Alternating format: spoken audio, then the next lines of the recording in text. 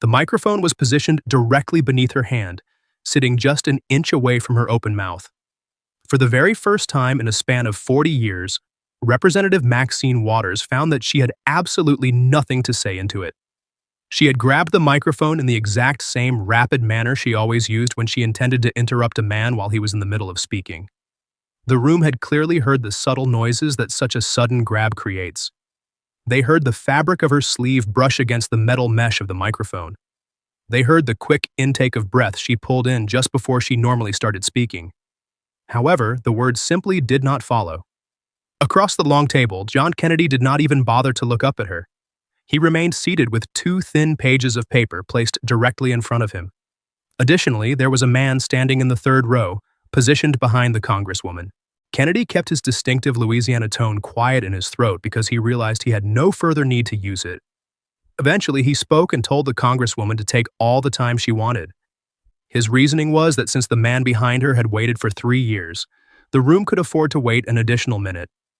The breath she had taken in was released without a single spoken word attached to it. Somewhere near the back of the room, an individual let out a laugh. To fully comprehend how the most heavily quoted political voice concerning housing in America managed to lose control of a room to a man she had directly insulted to his face by calling him a clueless old man, it is necessary to go back in time by approximately 40 minutes. One must return to the moment when she still genuinely believed that this was her hearing to control. The room was extremely full that morning. In fact, it was fuller than any typical joint subcommittee hearing focused on housing ever managed to attract. This high attendance occurred because rumors had circulated the previous evening, stating that Kennedy had personally asked for this specific session. Whenever Kennedy made a personal request for something, it usually indicated that someone was going to experience a highly unpleasant afternoon. Television cameras were set up in rows 3 deep along the back wall, with their recording lights glowing a steady red. The viewing gallery was packed tightly all the way to the side rails. Staff members were forced to stand in areas where security marshals normally maintained clear aisles. Meanwhile, sitting at the end of the 3rd row was an older man. He wore a field jacket that had become soft and pale around the elbows. He was holding a paper grocery sack that had been folded down tightly at the top, holding it in a manner typical of a man carrying the only possession he brought with him. At that point in time, nobody in the room was aware that he had voluntarily given up his assigned spot on the morning's witness list. They also did not know who he had given that spot to, nor did they understand the reason why. All of those details would be revealed later.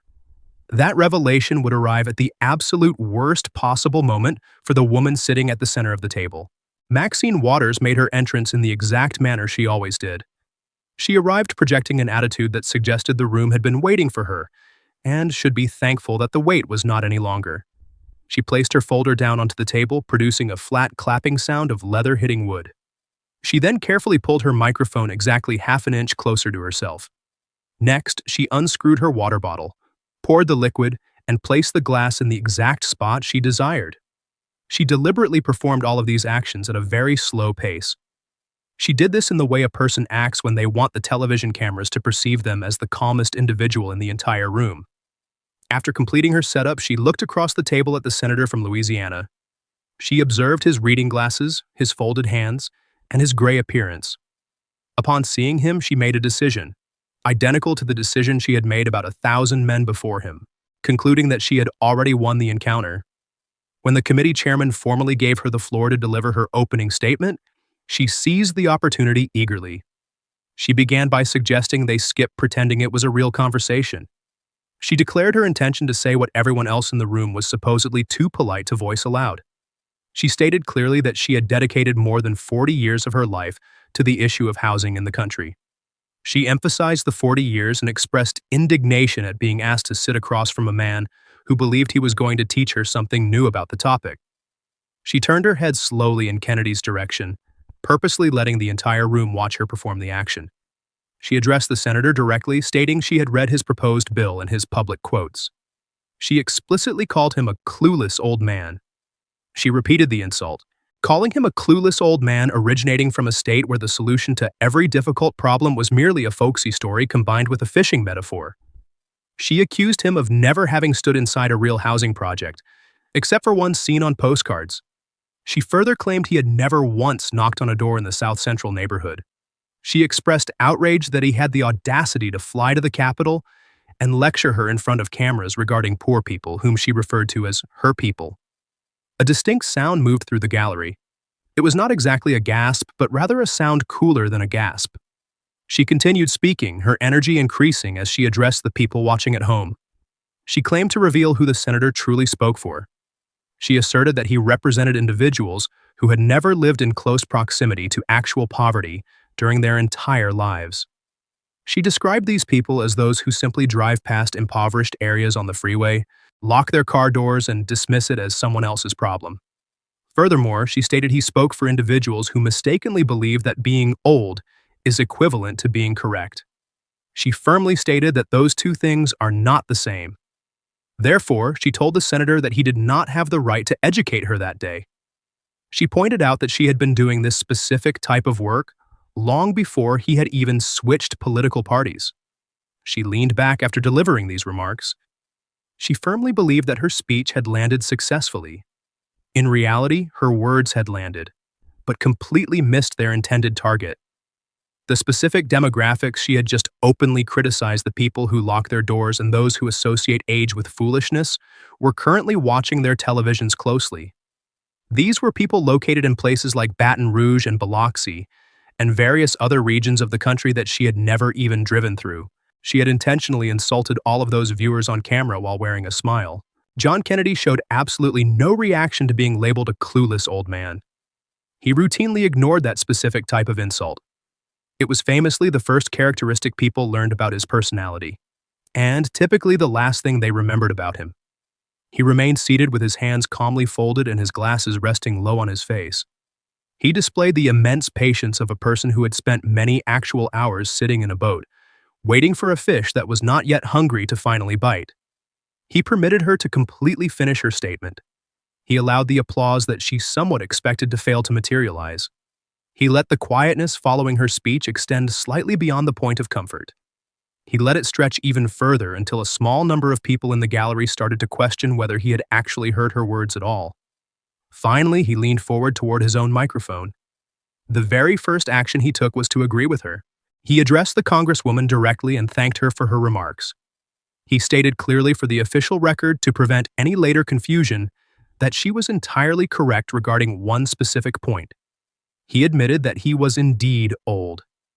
After pausing briefly, he added that he had also been clueless on multiple occasions throughout his life. He even joked that his wife would gladly sign an affidavit confirming his cluelessness. A few individuals in the room laughed at this remark before they could stop themselves, but they quickly regained their composure. Kennedy then referred to himself as just a simple country lawyer. This phrase was the exact statement he always utilized right before he completely dismantled someone's argument, although she was not yet aware of this tactic. He explained that he had learned his legal skills in a Louisiana courthouse equipped with a noisy air conditioner. He described an environment where the local judge had known the lawyers since they were young children. He noted that in an environment like that, a person quickly learns that there are only two types of questions in the world. The first type is a question that a person can answer plainly and directly. The second type is a question where a person utilizes a large number of pleasant words to avoid providing an actual answer. He informed her that he was only going to ask her the first type of question during this session. He categorized his questions as small details, the kind of simple things that a slow, older man could easily comprehend. Waters responded by saying she would try to go slowly for him. He politely replied that he would be extremely grateful for that. Crucially, he did not reach for his notes yet. This specific delay was the exact behavior that experienced observers knew to watch for. He never launched a direct attack while the opponent was actively prepared to defend themselves. Instead, he began by asking about very small, easy matters that seemed almost polite. He asked if she would agree that she knew her own district better than anyone else sitting in the room. She firmly stated that she knew it better than he knew his own. He nodded in agreement, acting like a man offering a compliment about a neighbor's garden. He then asked if she would agree that she had dedicated her entire life to the residents of her district, specifically mentioning those struggling to pay rent or sleeping outside. She raised her chin and declared she had given absolutely everything to them, contrasting her efforts with men like him who she claimed had abandoned them. Kennedy proceeded gently, stating he thought it was fair to conclude that no single person in the room cared more about where the impoverished residents of her district slept than she did. She agreed that this assessment would be fair, adding it was the most truthful statement he had made all morning. He expressed satisfaction, folded his hands tighter, and effectively closed the first phase of his argument. He insisted he wanted that admission on the official record before proceeding. He assured her he was not trying to trick her, but rather acknowledging her pride in her statement. He emphasized that she had stated it plainly, meant it sincerely, and no one had forced her to say it. He reiterated that nobody cared more than she did. He instructed her to hold tightly onto that specific idea because he was going to need to refer back to it in just a few minutes. She confidently replied that she was capable of holding a simple idea. He politely assured her he had never doubted her ability to do so. At this point, Kennedy finally reached down and lifted the very first page from his desk. He performed this action without any theatrical drama whatsoever. He lifted it in the casual manner one might use to pick up a basic grocery receipt from a store counter. He read the document to himself once, his lips moving slightly during the process, while the entire room focused on watching him. The collective observation of his quiet reading generated a tense pressure that no amount of loud shouting could have ever produced. Kennedy announced that he had driven down a specific street that morning before the sun had fully risen. He clarified that he had someone else drive him because he admitted his lack of familiarity with Los Angeles, leaning into his self-described persona as a clueless old man. He let that statement linger for a second. He then revealed that the street was located directly within her own district. He specifically identified it as 43rd Street. He mentioned he wrote the street's name down to ensure accuracy, preventing her from later claiming he had simply fabricated the location. He read the street name plainly from the paper, completely devoid of any rhetorical flourish. He then stated his intention to tell the viewing audience exactly what he had witnessed there. He clarified that he did not look at numerical statistics, joking that he was not good with statistics so early in the morning. Instead, he reported seeing tents. He stated he began counting the tents because simple counting matched his intellectual speed. He revealed that he counted past 30 tents before he decided to stop. He explained he quit counting because a barefoot man wearing a Dodgers jacket emerged from one of the tents to ask his driver for the current time. Kennedy admitted he felt a deep sense of embarrassment sitting in a car counting human beings as if they were nothing more than wooden fence posts. He placed the first page down flat onto the table and smoothed it out with 2 fingers. He described seeing another man on that same street carefully folding a blanket. He compared the man's careful folding to the way his own father used to secure a tarp over a pile of firewood. He noted the man folded it meticulously from corner to corner, as if the act of folding was the sole remaining task he could perform correctly that day. Furthermore, he observed a young girl, who appeared to be no older than 12, walking past the entire encampment on her way to school. He described her walking with her chin held high and her eyes looking straight forward. He noted this was the exact method one teaches a child to use when walking past a difficult situation that they lack the power to fix. He admitted he would not pretend to know the young girl's name. However, he pointedly remarked that someone present in the hearing room was absolutely supposed to know it. He looked up at her over the top rims of his glasses. He then delivered a crucial piece of information. That specific street was exactly a 9-minute drive away from her official district office. He stated he knew the precise duration because he had instructed his driver to time the trip. He repeated the duration of 9 minutes and allowed the information to sink in. He then directly asked the Congresswoman when she had last made that specific drive. He clarified he was not asking about attending a scheduled press conference or a ceremonial ribbon-cutting event. He simply wanted to know the last time she had physically stood on that particular street. The room fell completely quiet. It was the specific type of silence that occurs when every person present desperately wants to hear the answer, but is simultaneously slightly afraid of what it might be. Waters opted not to provide a direct answer. Instead, she utilized the oldest argumentative tactic she possessed. She declared she knew exactly what he was attempting to do. Her voice increased in volume, regaining its familiar strength because projecting anger provided a conversational zone where she felt entirely secure. She forcefully categorized the situation as a white man from Louisiana sitting in a chair and dictating to a black woman that she lacked understanding of her own community. She accused him of presuming to grade her performance among her own people, despite the fact that he had never experienced being black, being a woman, or living in poverty for a single day of his life. She criticized him for driving down just one street that morning, and subsequently believing he had earned the right to question her 40 years of dedicated service. She firmly stated that his line of questioning was not an example of governmental oversight, but rather a display of arrogance.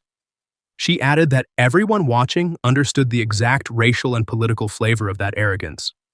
For a brief moment, her emotional appeal successfully shifted the room's energy to her side. It was a well-practiced argument that she had successfully deployed hundreds of times in similar situations, relying heavily on ingrained muscle memory. A reporter began writing furiously. A staff member positioned behind her nodded vigorously in agreement. A woman sitting near the front, who had previously been leaning toward Kennedy's perspective, now stared downward at her hands in an uncertain manner. Waters had briefly reclaimed the conversational momentum. The momentum remained hers for roughly 20 seconds, and it might have lasted longer, but Kennedy completely refused to flinch. He did not adopt a softer tone, nor did he react the way her words were explicitly designed to force him to react. He responded quietly with a simple disagreement. He acknowledged she was correct that he had never experienced any of those hardships. Therefore, he promised he would not stand there and falsely claim to know the street better than she did, noting he would be a fool to attempt that. He paused for a moment.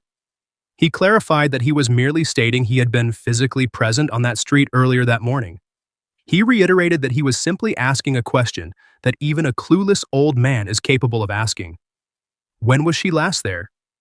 She refused to answer that second inquiry as well. She had publicly ranked America's poorest citizens as her highest priority. Yet when asked a basic geographical question about a street located a mere 9 minutes from her office, she chose to verbally attack the questioner rather than supply an answer. The situation then escalated from focusing on a single street to highlighting a broader behavioral pattern. Kennedy allowed the silence to persist, as he was exceptionally skilled at utilizing silence. He remarked that he would have dropped the issue entirely if it had merely involved one neglected street. He acknowledged that a single person cannot possibly be everywhere at once. He self-deprecatingly admitted he had certainly missed important issues in his own home state that he should have noticed. He shared an anecdote about once boasting to a room that he had Louisiana's state budget under strict control, only to drive home and realize he had lost the purchase receipt for his own truck tires. This story prompted a wave of warm laughter from his side of the political aisle. He clarified he was not present to severely punish a woman simply for missing one street check on one morning. However, he stated directly to the Congresswoman that the issue involved much more than just a single street. He described the situation as a complex political dance. He expressed his belief that the ordinary citizens who had mailed her small campaign donations of $25 had fully earned the right to watch someone publicly analyze and count the steps of this dance at least once. He reached down and retrieved the second page from his desk. He observed that she resided in a very fine house. He stressed he wanted to speak carefully because he would never resent another person for owning a nice home. He admitted he owned one himself, joking that it was nice as long as one did not inspect the porch too closely. He praised her for working hard, earning her money, and purchasing a house, declaring that process to be fundamentally American. He stated he would gladly shake her hand in respect for that accomplishment in any parking lot across the country. He placed the second page onto the table. He then pointed out a small detail that he struggled to ignore, asking for her help to understand it, since she represented the community and he was just from the bayou. He stated plainly that her house was not actually located within the boundaries of her own congressional district. She quickly retorted that her house had been inside the district lines when she originally purchased it. She defensively added that the boundary lines had been redrawn, which was a matter of public record that he should already know. He agreed entirely, confirming he knew the lines had been moved. He nodded amiably. He summarized that she currently lived a few blocks outside of a boundary line that she herself had helped to draw. He noted her home was situated in a quiet neighborhood filled with trees. Meanwhile, the troubled street he had driven down that morning was only a 9-minute drive from her office and situated slightly further from her actual residence. He observed that every 2 years she mailed out a specific piece of paper to 200,000 of her neighbors, instructing them on exactly who they should vote for. He tapped the second page with his finger. He announced his intention to ask her detailed questions about that specific piece of paper, referring to the campaign mailer. Her facial expression noticeably changed upon hearing this. She was highly familiar with this specific topic. Kennedy referred to the slate mailer as if he were testing out a completely unfamiliar term. He claimed he needed the concept explained to him twice because he was a bit slow to understand. He summarized his understanding of the process. Other political candidates pay money to her campaign to have their names included on the mailer, and her campaign subsequently pays a private company to produce and distribute it. He paused, looked down at his page, and then looked directly back at her. He revealed that the company hired to run the mailer operation belonged to her daughter, Karen. He emphasized that the people watching at home did not have to simply trust his verbal claims regarding this matter. He stated it was not merely his word against hers because the information came directly from her own official financial filings submitted to the Federal Election Commission. Furthermore, her own personal signature was located at the bottom of the documents. He stated that over $1 million had been transferred from the political campaign directly to her family members over the years. She angrily responded that his description was a gross and deliberate distortion of an arrangement that was perfectly legal. She insisted that the FEC itself had explicitly approved the setup and accused him of already knowing this fact. He countered by reminding her that it was her own official filing and that she had signed it herself. The tension in the room broke completely. The resulting noise was not a polite chuckle, but a genuine, helpless wave of laughter. It was the type of laughter that completely dominates a crowd and refuses to subside easily. It compounded on itself as people began laughing both at the situation and at the sight of each other laughing. A man seated in the second row had to remove his glasses to wipe tears from his eyes. A reporter realized he was visible on camera and attempted to suppress his amusement, but his shoulders continued to shake regardless. Even one of the security marshals standing by the railing suddenly found the floor to be incredibly fascinating. Kennedy waited patiently for the laughter to quiet down to a point where he could be clearly heard again. He deliberately did not raise his voice to compete with the noise. Once it was quiet, he brought up the events of the previous year. He stated that the FEC had penalized her campaign with a fine totaling $68,000. This penalty was issued because the campaign had accepted funds exceeding legal limits and had improperly distributed cash. He highlighted that her own campaign lawyer had signed the legal documents confirming that these violations had indeed occurred. Kennedy aligned the second page perfectly with the first page on his desk. He reminded the room that he was not a professional forensic accountant, joking again that he could barely manage his own personal checking account. However, he asserted his ability to read a simple receipt. He summarized that the receipt indicated that the small $25 donations collected from the struggling folks on the street he had visited that morning traveled up the political chain, and a significant portion of that money eventually traveled back down directly into her family's bank accounts. He acknowledged her point by confirming that the arrangement was technically not against the law, noting he had verified that fact. He looked up with an expression that appeared almost tired, mixed with a sense of quiet wonder. He remarked that it was simply a very difficult situation to adequately explain to a man who was currently living inside a tent just 9 minutes away. She accused him of wanting to reduce the totality of her entire life's work down to 2 pieces of paper. She spoke in a low and rapid voice. She characterized his actions as trying to shrink a lifelong career of public service into a brief video clip. She recounted her difficult rise through the city's political ranks, emphasizing that nobody had ever handed her anything for free. She described sitting in important rooms where she was frequently the only woman and the only black individual present. She stated she had routinely been told to wait for her turn, but she proudly declared she had refused to wait. She identified that refusal as the exact reason she currently occupied her powerful chair. She asserted she had successfully passed laws that provided housing for people, while simultaneously dismissing his career as consisting merely of giving speeches about catfish.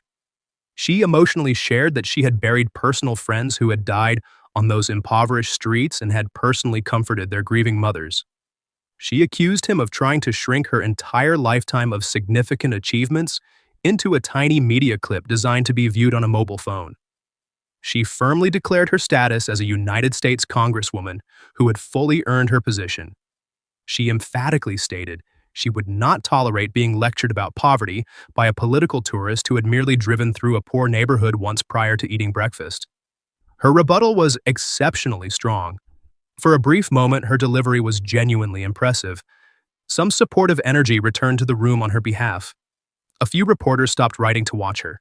She had effectively labeled the man questioning her signed FEC documents as a mere tourist, completely sidestepping the fact that over $1 million of small donations had circulated back into her own family's possession. However, this was the exact moment where the older senator dropped his friendly, folksy demeanor permanently. Kennedy removed his glasses, folded them very slowly, and placed them onto the table directly beside his 2 pages of notes. The entire room leaned forward in anticipation because the usually amiable gray-haired man had suddenly become completely still. He addressed the Congresswoman again, but his vocal tone had drastically changed. The pleasant, melodic quality was entirely gone, replaced by a flat, level, and intensely cold delivery. He stated that nobody on the committee was attempting to reduce the value of her life. He acknowledged her difficult path to power and the reality of what she had built. He insisted his earlier offer of a handshake was entirely sincere. However, he forcefully pointed out that her past struggles were not the topic currently sitting on the table. He placed one finger firmly onto the first page and a second finger onto the second page. He reminded her that the core issue on the table was the precise statement she had willingly made roughly 20 minutes earlier. He recalled how she had explicitly asked him to hold on to the fact that nobody in the room cared more about where the impoverished residents of her district slept than she did. He reminded her that she had stated it plainly and expressed great pride in the assertion. He paused for effect. He confirmed that he had indeed held on to that thought, exactly as she had instructed him to do. Then he executed a move that absolutely nobody in the entire room had prepared for. He pointed out that there was a man sitting behind her, located in the 3rd row at the end of the aisle. He revealed that this specific man had originally possessed an official slot on the witness list for that morning's hearing. He explained that the man had secured his own 5 minutes of speaking time, an opportunity that citizens frequently fight for an entire year to obtain. Kennedy revealed that the man had willingly surrendered that precious time slot to him, the clueless old man from Louisiana. The man did this so Kennedy could publicly ask the Congresswoman the exact questions that the constituent had been mailing to her official office for 3 consecutive years without ever receiving a single response. Kennedy looked past the Congresswoman, focusing his attention on the man wearing the field jacket who was holding the folded grocery sack. Kennedy told the man that he was not obligated to do so, but invited him to stand up if he wished. Kennedy suggested the room would likely appreciate seeing the actual face of a real resident who currently lived inside the 43rd District. The man stood up from his seat. He did not act in a theatrical or dramatic manner. He did not shed any tears, nor did his hands shake. His calm demeanor was precisely what removed all the remaining energy from the room. The audience had been mentally bracing themselves to hear a highly emotional, sad story. Instead, they were presented with a profoundly calm and factual demonstration. The man reached his hand into his paper grocery sack. He pulled out a thick stack of envelopes that were bound together tightly with rubber bands. The corners of the envelopes had become soft and worn from being carried around constantly.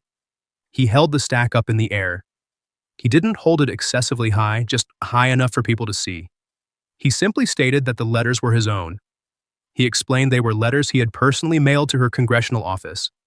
He pointed out that every single envelope bore her official office's received stamp on the back. He emphasized that the stack represented 3 entire years' worth of officially received correspondence. He turned the thick stack of mail slightly so the rest of the room could clearly see the penciled dates written on the envelopes. He calmly introduced himself as a military veteran who lived inside her 43rd District. He noted he had been living there during the entire duration of the hearing, while she had been lecturing the senator about his lack of understanding. The veteran stated that he understood the situation perfectly fine. He then expressed the only thing he genuinely failed to understand.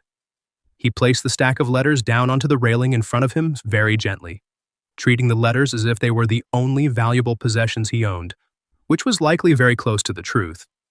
He asked how it was possible for a politician to readily respond to a television camera while speaking to a man from Louisiana whom she had never even met, while simultaneously failing to write back a single time to a constituent who lived a mere 9-minute drive away. He then sat back down in his chair. He did not utter another word. He simply did not need to say anything else. Every single person in the entire room immediately turned their head to look directly at Maxine Waters. In the ensuing silence, Kennedy quietly picked up his 2 pages of notes. He squared the edges of the papers together one final time. He addressed her, noting she had called him a clueless old man, and admitted that perhaps he was.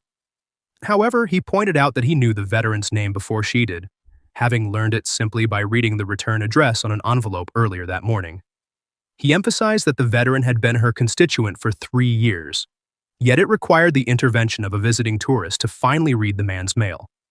He placed his papers flat onto the table. He delivered his final assessment, stating she did not actually represent a district but rather merely returned to a house. He highlighted the massive difference between those two concepts. He concluded that the man wearing the field jacket had just demonstrated that profound difference to the entire watching country. He stated she hadn't just missed checking on one street. She had finally been caught avoiding all of them. Absolutely nobody in the room laughed at that final remark. The statement resonated on a much deeper level than humor, sinking into the solemn atmosphere where final judgments are made. Maxine Waters instinctively reached for her microphone again. It was a pure, ingrained reflex. It was the specific physical movement that had successfully served her without fail for 40 straight years. It was the rapid grab intended to cut off a male speaker, retake control of the floor, and flood the room with an overwhelming volume of words until the underlying question was completely drowned out. Every television camera positioned in the room clearly captured her hand, closing tightly around the device. They captured the minor friction of her sleeve touching the mesh covering. They documented the rapid intake of breath she pulled in immediately before she intended to speak. This was the exact breath that had always, without exception, been immediately followed by a torrent of words. But this time, no words materialized. Her mouth remained open. She held the breath in her lungs. The microphone was powered on, completely live, and situated merely an inch away from her face. The entire practiced machinery of her 40-year career was fully primed and ready to deploy, yet absolutely nothing emerged from it. She remained frozen in her seat, her lips separated, her hand resting on a perfectly functional piece of audio equipment. The only actual problem occurring in the entire room was that the most frequently quoted female figure in American housing politics had finally been presented with a single, direct question that she simply could not talk her way out of. She had instinctively reached for her oldest, most reliable weapon, only to discover it was completely empty. The laughter slowly started up again from the back of the room, beginning before anyone officially permitted it. The laughter was not exactly cruel in nature. It represented something far more permanent and final than mere cruelty. It was the unmistakable sound of a group of people collectively realizing they were no longer afraid of a specific individual. The sound rolled forward from the rear of the chamber. The man who had previously removed his glasses to wipe his eyes put them back on, only to take them off again. The staff member who had nodded so aggressively in support of the Congresswoman earlier now stared blankly and fixedly at a random spot on the table. The fundamental truth regarding that specific type of laughter is what the Congresswoman instantly realized in the brief moment it washed over her. Once a room collectively ceases to fear you, it is impossible to ever get that fear back. A politician might manage to win the next committee hearing or the one following that, but the inherent intimidation factor never returns. There is no written statement, no issued clarification, and no expensive campaign mailer large enough to fix it. The committee chairman politely cleared his throat into the heavy silence. He formally inquired if the gentle lady wished to offer a response. She did not wish to respond.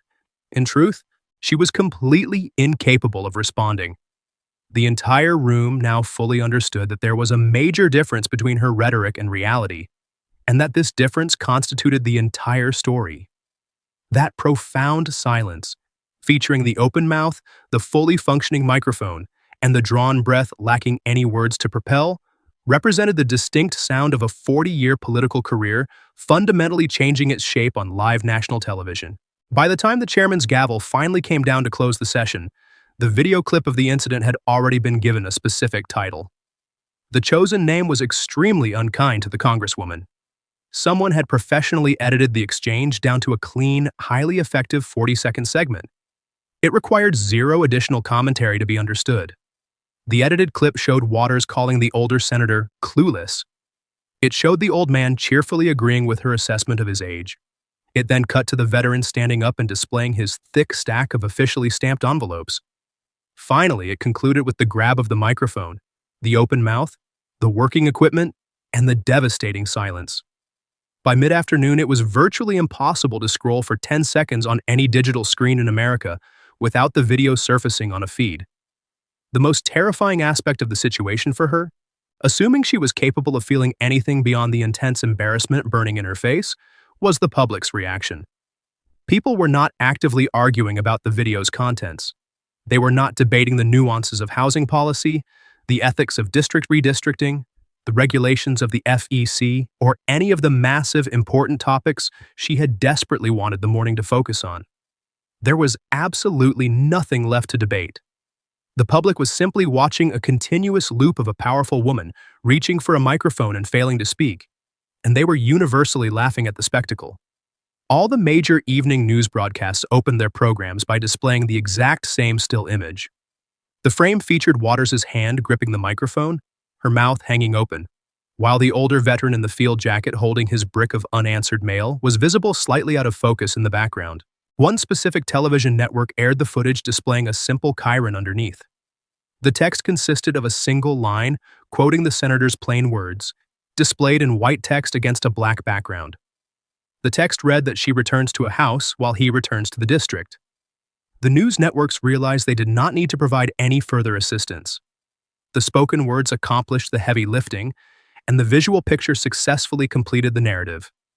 Out in the marble hallway located just outside the hearing chamber, a reporter managed to corner a Democratic congressman. This particular congressman had voted in alignment with Waters more times than he could accurately count. He explicitly demanded that his name not be used in the reporting. He cautiously looked in both directions down the corridor before speaking, which was the standard procedure for politicians in that building right before they decided to tell the actual truth. He then spoke quietly and rapidly. He admitted that everyone inside the political circle was already aware of the situation regarding her house being outside the district lines. He confirmed that everyone also knew about her daughter running the mailer company. He explained that those details had been publicly available in the financial filings for many years. He noted that the political party had continually provided cover for those issues, because protecting one's own allies is standard operating procedure even when those allies make it incredibly difficult to do so. He shook his head in resignation. He stated firmly that it is completely impossible to provide political cover for a visual image of an old man holding up a massive stack of his own deliberately ignored mail. He concluded that no written press statement could ever undo the damage of that specific moment. He predicted she would learn that harsh lesson throughout the coming week, and then he quickly walked away before the reporter could raise his recording device. Later that evening, a young staff member who had been standing along the back wall of the chamber during the hearing recounted the events to a friend over the phone. She found herself unable to finish telling the story without letting out a sound that was a mixture of a laugh and a wince. She explained that the core issue wasn't even about the specific politics involved. She admitted she didn't particularly care about the political implications after working a grueling 14-hour day. For her, the defining element was the microphone itself. She observed that the single most talkative, frequently quoted woman in the entire Capitol building, a person renowned for her ability to talk over absolutely anyone, had finally encountered a situation she couldn't talk her way out of. And the irony was that the failure occurred while holding a microphone that worked perfectly fine. She predicted that the congresswoman would be haunted by the sound of that specific silence for a very long time. The staffer described it as the loudest, quiet environment she had ever personally stood inside. As for the veteran wearing the field jacket, he exited the building carrying his grocery sack folded back down and tucked securely under his arm. A reporter intercepted him on the outside steps and asked him to describe his feelings about the event. The reporter fully expected to receive a sad, emotional story featuring a catch in the veteran's voice, which would make for excellent television framing. The veteran completely refused to provide that type of dramatic narrative. He stopped walking, paused to think about the question, and eventually offered a small, dry smile. It was the specific expression of a man who had just witnessed the resolution of a problem he had patiently waited 3 entire years to see fixed. He simply stated his belief that she would finally write back to him now. That brief sentence was all he offered. He placed his stack of envelopes back into his coat pocket, descended the steps, and headed back toward the 43rd district. It was the district he actually resided in, highlighting the fact that she did not. His brief quote went massively viral by the following morning, spreading right alongside the original video clip. The entire country immediately understood the underlying truth contained within his words. Those four simple words she'll write back now managed to accomplish what thousands of her own words had completely failed to achieve. As for Senator John Kennedy, he simply did the exact same thing he always did after a confrontation, which amounted to nothing at all.